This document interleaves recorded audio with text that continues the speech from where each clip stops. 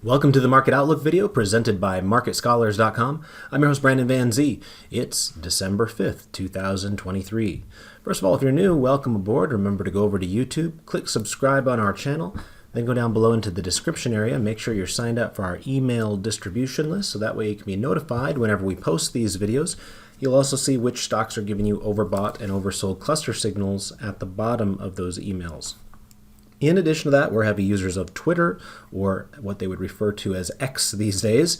My handle is @BrandonVanZ, and we really appreciate those of you that click like and repost on this Market Outlook related content. And then last but not least, we do have a presence on Facebook. Feel free to join our group at that web address you see in front of you. All right, let's go ahead and jump into today's trade activity. And as you can see, we've got the S&P 500 heat map pulled up here in front of us, and it was quite an interesting day, one in which it was clearly a bearish day, yet you wouldn't really know it if you looked at the end result of the S&P 500, which was effectively flat today, and you can probably see in front of you exactly why that is the case. Today was one of those days where the Magnificent Seven basically propped up the entire market. Yesterday, by the way, was the opposite, so it's kind of interesting to see yesterday where the Magnificent Seven was underperforming and the rest of the market doing pretty well. Today, it reversed course. But let's go through it and see where the big outliers were. Within the Magnificent Seven itself, NVIDIA was the biggest mover. It was up 2.32%. Apple was not far behind it at 2.11%. Of course, Apple being the biggest company out there and therefore the most influential. Big time day for it. And you can also see that Google had a decent day, up 1.35%. Amazon was up 1.41%. Tesla was up 1.33%. We had Microsoft up, but not quite a percent. It was up just 0.92% here today. And then the last of the Magnificent Seven, Meta, actually closed a little bit red today, which is interesting because we made a bearish decision on it in one of our classes here more recently. We'll see if that was a good decision or a bad decision as time goes along, but nonetheless, at least for one day here, it was good to see it underperform the rest of them that are out there. Many of you know that we have some pretty big exposure to the Magnificent Seven stocks within our top-down trend trading class, and so we continue to have exposure to Microsoft and Apple and NVIDIA and Google, but we shaved off some of the Meta here on Monday based upon the class's collective decision there. So with the exception of Meta, the rest of the Magnificent Seven basically held up the rest of the market. We did have a bit of green here in the healthcare area, so they did their best to try to hold up a little bit better with Eli Lilly, Merck, and AbbVie, Bristol Myers, Gilead, CVS, which, by the way, raised their dividend 10% this morning, so stock was up about 3.7% today. Positive reaction to that announcement. We did see that CNC, Humana, and United Healthcare all finished green as well. So decent amount of positivity there in healthcare. A couple of the big consumer staples retailers were up today. That was Walmart and Costco. Speaking of retailers, we did cover a couple of retailers in a head-to-head matchup here earlier today in my dividend growth investing class. And so with this being a shorter version of the Market Outlook video, you're welcome, if of course you're a premium member, to spend just over an hour and a half with me on the recording of our dividend growth investing class from earlier today if you didn't get a chance to catch that live. Let's see what else is out there in terms of poor performers now. Procter & Gamble had a tough day, down 3.5%. I had mentioned that one in a Market Outlook video last week, and I was mentioning how we had just taken our max gain in our swing trading class in that one. And of course, I wouldn't have known here a week later that it was going to have such an awful day. But in hindsight, very glad that we were quick to the gun, so to speak, in pulling our gains off of Procter & Gamble last week, because today was a pretty ugly day for it. You usually don't see Procter & Gamble move that much, right? If it was a tech stock, that's not really that big of a move. But for Procter & Gamble, 3.5% is actually a pretty tremendous move there. So you can see a lot of the other consumer staples struggled today as well, including Kimberly-Clark and Kenvue and Estee Lauder and Colgate and Clorox and Church & Dwight. Tough day there for some of those household and personal products areas. We did see a bigger pullback in, where was it? Comcast right here. Some of the cable companies had bad news here today. It was largely Charter that had the actual bad news. It was down, as you can see, about 9% today. It was the worst performing stock in the S&P 500, but it did bleed over to Comcast as well, and it had a tough day as well, down 3.4%. Starbucks has been in quite the free fall lately. I think they were saying that in terms of the consecutive days in a row to the downside, this is its worst stretch that it's had since 2015 or something along those lines. So not normal to see a stock go down every day for a couple of weeks, but that's what Starbucks is in the midst of right now. It hasn't been plunging. A lot of those days it was down just a little bit, but it's just been kind of weird how persistent the selling has been in that one. Today was a little bit more of a sharper sell-off, down 2% for the coffee giant. PayPal also struggled today. It was down about 3.2%. We saw a lot of the smaller sectors out there, like basic materials, utilities, REITs, and energy. The vast majority of those securities were in the red, as you can see here. Air Products, tough day, down 3% for that dividend aristocrat company.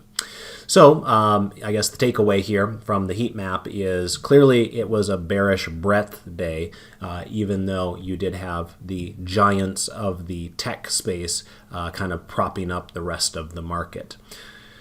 While we're over here on the internet, real quick, I did post the dividend growth investing increase announcements here on our website since the last time I was with you on Thursday. Remember, this is one of the posts on our website that is free to everybody, so you don't have to be a premium member to access it. If I remember, I'll try to post that in the email that I send out about this market outlook video here tonight in case you want to check that out on your own. We did discuss it a bit more in my DGI class earlier today, and then yesterday in my options for long-term investors class, we covered the dividend stair-step statistics that I had mentioned on Thursday, in case you want to check out those recordings, assuming you're a premium member of Market Scholars. All right, again, with this being a quicker video, we didn't quite get to the 100 like goal there on Twitter, so a reminder that if you do prefer the hour-long videos, then I would encourage you to take the 5 seconds out of your day to click like for me there, and we can see if we can get you done the next time around. Today, by the way, it was nice to have a few of those bearish trades in our portfolio. Right now, I actually have 3 bearish trades going for the market outlook category on Aptiv and on ODFL and on ROK, and all 3 of those vastly underperformed the market today. All 3 of them down 1.5% to 3%, somewhere in there, and all 3 of them are profitable trades at the moment. I would imagine there's probably not a whole lot of people that can say that all of their bearish trades are profitable in the midst of what has been one of the biggest market rallies we've seen in quite some time. So again, help me help you. If you want me to deliver strong trades for you, I have to place the trades. In order for me to place the trades, I got to get the support out of these videos. Otherwise, it's just not worth my time. So I'll let you guys decide in the end if that's worth it for you or not. But thankfully, the trades that we do have going right now are working pretty nicely for us. Also, some of you might have seen that CRISPR long call trade is now up to a 200% profit that we've got going. And they've got a big day coming up on Friday where their shares may be halted for part of the day as the FDA will be reviewing their sickle cell drug. So all eyes on CRISPR on Friday. So we'll keep our eyes on that one as well. All right, let's go ahead and pop on over here to the charts and do a little bit of investigation on the Thinkorswim platform. This is our 4-grid that will show us what the posture is of each of the 4 major U.S. equity indices based upon the market forecast technical indicator. This is chart 4B for those of you who are premium members following along on your own premium package. And so let's go ahead and take a look here at the S&P 500 first. As mentioned before, it was basically a break-even day. Technically, it was down 0.06%, but for all intents and purposes, that's basically flat. It was a non-event day on the surface, but again, you dig underneath the surface and you saw there were way more stocks down than up. In fact, the breadth numbers you can see here for the S&P 500, only 90 stocks out of 500 were up today, meaning that was only 18% of the market was in the green today. That's it, 18%, not 80, 18.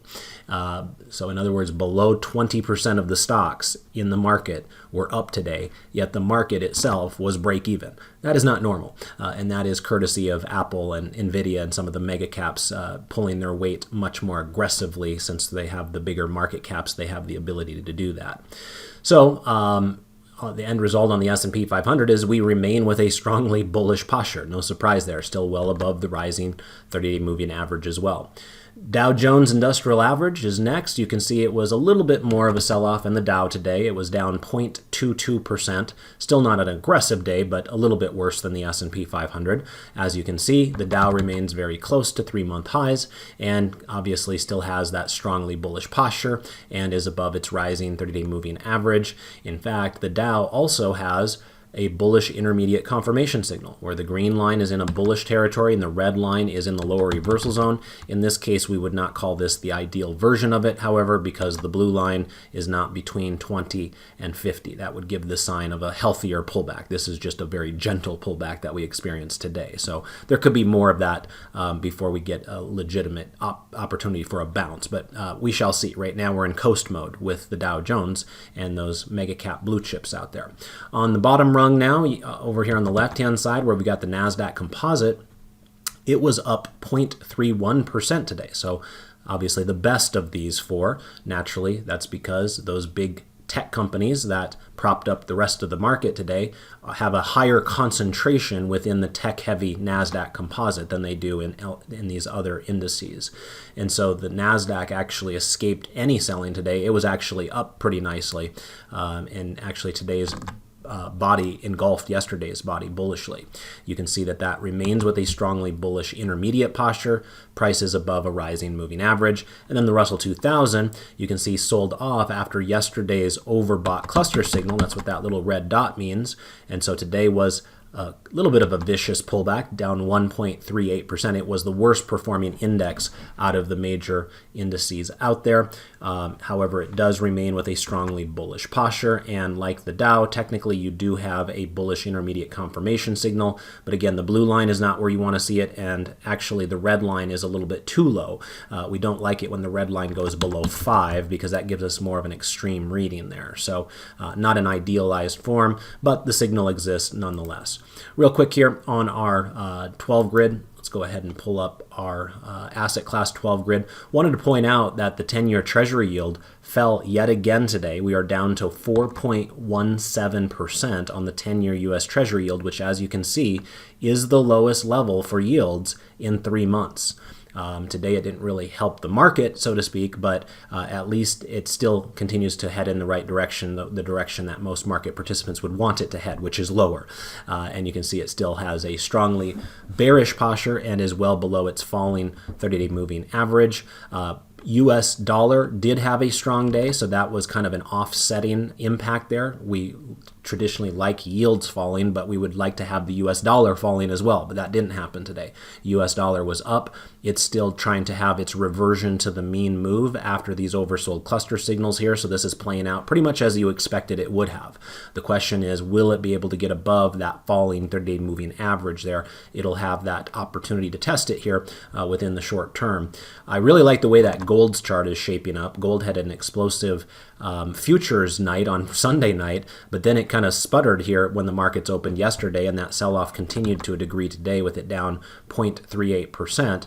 But this is actually a nice looking chart here. In fact, let me right click, maximize that, and show you that we do have a bullish intermediate confirmation signal on gold as well. In this case, the blue line overshot 20 and is also in the lower reversal zone, but I like how it's kind of positioned above that rising 30-day moving average there. So this is the type of chart where I think it makes sense to take a shot on, as opposed to something like the Dow Jones where it just didn't give you the impression that there was any sort of a legitimate pullback. This has been a reasonably strong 2-day pullback here, yet it has not broken the uptrend, so it might be worth taking a bullish shot on. And then last but not least, Bitcoin just keeps on ripping. This is the Bitcoin fund here, but it was up another 4% today, and it's trading at around 44,000, the actual Bitcoin itself. So it has been an extraordinary move out of Bitcoin here in recent months. We've been trying to take advantage of that in various ways in my top-down trend trading class, including some exposure to Coinbase, which we've been happy about. But just when you thought it was dead, it's coming back in a big way here all of a sudden. All right, that's my 15 minutes. Again, if you'd prefer an hour-long presentation filled with things like the sector selector and other 12 grid analysis and trade application examples, I ask you one simple request. Take 5 seconds out of your day to click like for me there on Twitter. On the other hand, if you prefer these 15-minute videos, then you don't need to do anything. So I'll let you guys decide collectively, but one way or another, I'll plan on seeing you on Thursday. Until next time, best of success with your trades and your investments. Goodbye for now.